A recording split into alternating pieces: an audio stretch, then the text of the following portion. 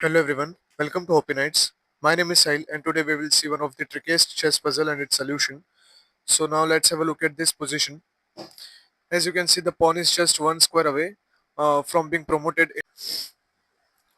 Now even if you promote the pawn into queen or something like that, so knight to f7 is a fork. So after king to e6, the queen is gone. So promoting isn't an option. Coming back to the previous position, so instead of promoting, knight to f6 is a check. Suppose opponent plays g6, so bishop to h5 check. Now you can see opponent cannot take the knight because if opponent takes the knight, so you can see the upcoming move is queen to d8, promoting the pawn, which is a direct check, and opponent now cannot play f7 for fork. So this way the opponent is losing the position as well as losing the game. So this is one of the solution. Now let's have a look at another variation coming back to the previous position. Now again we start with f6. Knight to f6 is a check, so opponent plays g7. Now knight to h5 again check, so king to g6. Now we will purposely sacrifice our knight by playing bishop to c2 check. Now opponent will definitely take the hanging knight on h5. Now the reason behind sacrificing the piece will be seen shortly. Now we will promote the pawn into queen. Now you can see we are again sacrificing the piece as knight to f7 is already a fork. So this was a trap. Opponent plays f7. So after king to e6, opponent takes.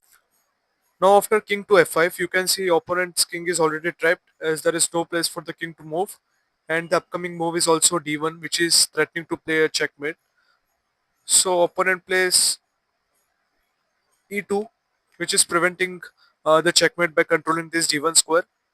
So we play bishop to e4, which is threatening to play f3, which is a checkmate again. So opponent promotes the pawn into knight, controlling these squares,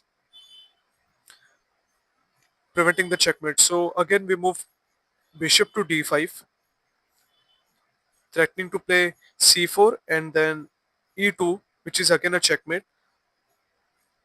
So opponent plays pawn to c2, bishop to c4, threatening to play e2, which is a checkmate. So opponent develops the promotes the pawn into knight, again controlling the square and preventing the checkmate. As you can see, this square is also being controlled by the knight, so we cannot uh, go for a checkmate on f7. So we play bishop to b5. As you can see, threatening to play checkmate on e8. So opponent plays knight to c7, which is also attacking the bishop as well as keeping the control on e8, preventing the checkmate. So now bishop to a4, threatening to play checkmate by playing d1, which is the upcoming move. So now opponent cannot do anything to prevent this checkmate. So let's see. Opponent plays pawn to c4 or something like that because now opponent cannot do anything to prevent this checkmate. At most, it can just move the knights in the check in the profile of the bishop. So after bishop to d1, opponent has forced moves such as knight to e2. So bishop takes the knight and again knight to f3. And after bishop takes on f3, it is checkmate. So if you like my video, don't forget to like, share and subscribe. Happy nights. Thank you.